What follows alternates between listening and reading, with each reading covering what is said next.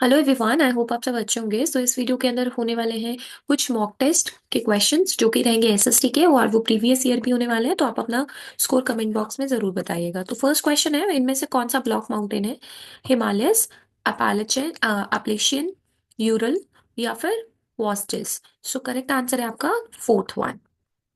Second question is, only one side of the moon is visible to us on the earth, which is true, and the moon moves around the earth in about 27 days, exactly the same time to take one spin, which is correct. So दोनों ही correct हो गए। तो आपका answer क्या होगा? Both A and B are true and B is the correct explanation.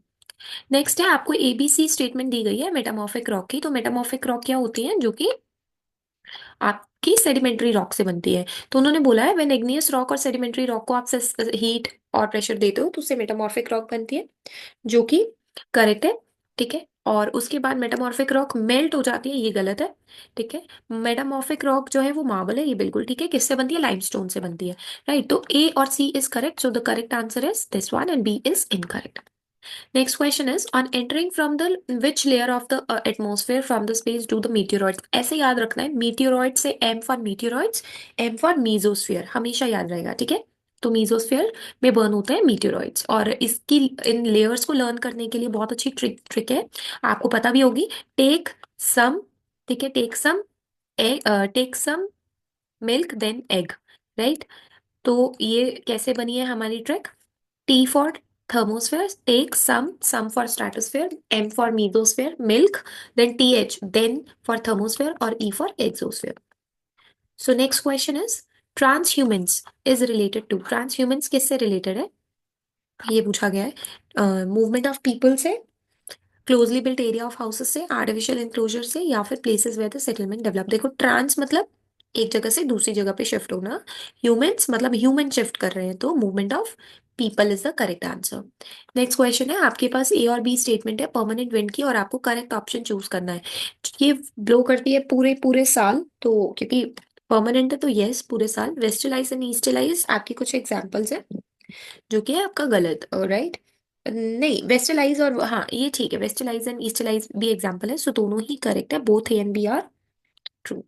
Next question is, campos in Brazil and llanos in Venezuela are example of temperate grassland, tundra type of vegetation, tropical grassland or Mediterranean grassland? So it is tropical grassland. Again the statement question, climate का मतलब होता है day to day changes, right. उसके बाद उन्होंने बोला है, climate of a place is only by its attitude and relief. तो अगर हम बात करें, climate refers to the day to day changes in the atmosphere, day to day changes नहीं बोलेंगे, वो वेदर हो जाएगा जो डे टू डे चेंजेस होगा। And climate of a place is affected by its altitude and relief, उसका altitude से फर्क पड़ता है। यस, तो A is false and R is true. ठीक है। नेक्स्ट क्वेश्चन करते हैं। Next question says, identify the source of energy. It is a conventional source है एनर्जी का, and the source of energy ये क्रूड ऑयल से मिलता है, यानी आप बोल सकते हैं जैसे क्रूड ऑयल से पेट्रोल वगैरह निकलते हैं, केरोसिन है ना, उससे मिलता है। तो कौन सा होगा इनमें से? So this is your natural gas. ठीक है।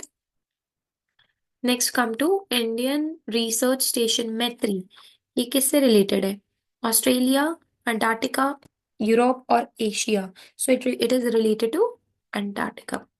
नेक्स्ट है, इनमें से कौन सा ट्रू नहीं है मिनरल्स के बारे में? दे आर नेचुरली अकरिंग, ये तो ट्रू है। They have definite chemical composition, ये भी ट्रू है। डिफरेंट जियोग्राफिकल एनवायरमेंट्स में मिलता है, पर सारे के सारे नॉन मेटेलिक होते हैं, ये गलत है, क्योंकि कुछ मिनरल्स मेटालिक भी होते हैं और कुछ नॉन मेटालिक भी होते हैं। ठीक है। जैसे आयरन हो गया, कॉपर हो गया, तो ये मेटालिक मिनरल्स है। नेक्स्ट है, match of the following, Narmada valley कहाँ थी? तो नर्मदा वैली पे ना हंटिंग और गैदरिंग हुआ करती थी।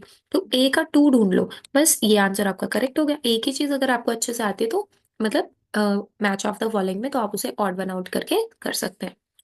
नेक्स्ट इज, एक स्टेटमेंट दिया है, एक periodization like Hindu Muslim British is appropriate, religion of the rulers has been the only important historical change. It is problematic to assign precise dates and time spans to happen. ये difficult होता था कि proper उस time dates और time spans बता सके।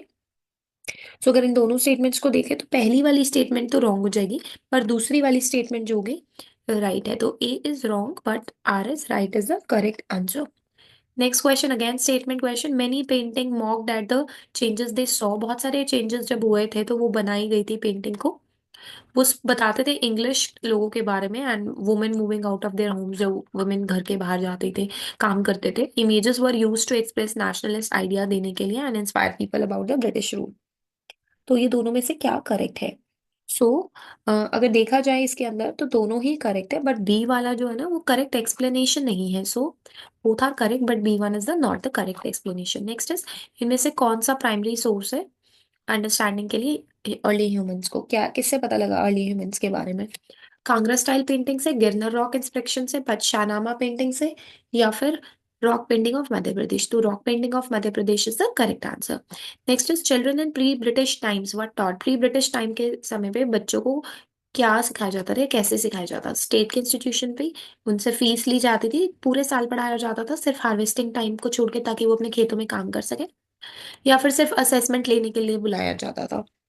सो अगर हम इसको देखें, ब्रिटिश टाइम पे ना पूरे साल पढ़ाया जाता था बच्चों को, बट सिर्फ एक हार्वेस्ट टाइम को छोड़ के, so that they can work in their fields, वो अपने घर वालों की हेल्प करा सके। सो आज हमने 15 क्वेश्चंस किए हैं। सो आप अपना कमेंट बॉक्स में स्कोर जरूर बताइएगा। अगर आपको वीडियो अच्छी लगी तो please like share and subscribe. Thank you so much for watching.